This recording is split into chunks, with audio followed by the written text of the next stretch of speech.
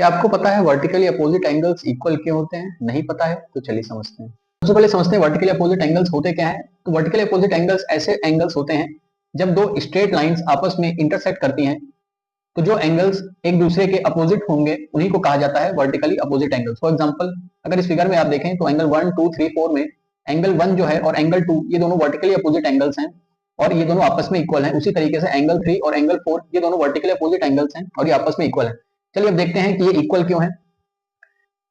तो अगर आप इस फिगर में ध्यान से देखो तो एंगल 1 और एंगल 3, एंगल 1 और एंगल 3 इसको हम कह सकते हैं इनका सम 180 डिग्री के बराबर होगा, बिकॉज एंगल 1 और एंगल 3 ये क्या है, लीनियर पेयर है। लीनियर पेयर का मतलब हुआ इनका जो एंगल का सम होगा वो 180 डिग्री के बराबर होगा, because they lie on a straight line. ठीक उसी तरीके से अगर आप देखो तो एंगल 2 और एंगल 3, एंगल 2 प्लस एंगल 3 इनका भी सम 180 डिग्री के बराबर होगा, बिकॉज ये भी हमारे क्या है, लीनियर पेयर है। एंगल 2 प्लस एंगल 3 भी 180 डिग्री है, एंगल 1 प्लस एंगल 3 भी 180 डिग्री है। तो यहाँ से हम ये कह सकते हैं कि एंगल 1 प्लस एंगल 3 जो है वो एंगल 2 और एंगल 3 के बराबर होगा, बिकॉज दोनों का सम कितना है, 180 डिग्री आ रहा है। यहाँ से आप एंगल 3 और एंगल 3 को क्रॉस आउट कर सकते हो, तो हमको एक रिलेशन मिल जाएगा क्या, angle 1 is equal to angle 2, angle 1 is equal to angle 2।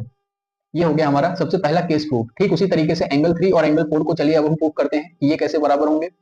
चलिए एंगल 3 को एंगल 4 के इक्वल प्रूव करते हैं। तो यहाँ पे आप देख सकते हो अगर एंगल 2 और एंगल 3, एंगल 2 प्लस एंगल 3 इनका सम क्या होगा, 180 डिग्री होगा, because they are the angles of a straight line, और उनको हम लीनियर पेयर कह सकते हैं।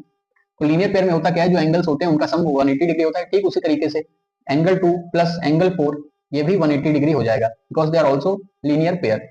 अब इन दोनों इक्वेशन से हम ये कह सकते हैं कि angle 2 plus angle 3 angle 2 plus angle 4 के बराबर है, बिकॉज इन दोनों का सम 180 डिग्री आ रहा है। अब इस रिलेशन से आप देखो तो एंगल 2 दोनों तरफ है तो क्रॉस आउट हो जाएंगे, तो आपको मिल जाएगा angle 3 is equal to angle 4।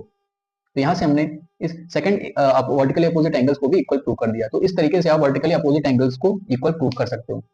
Thank you.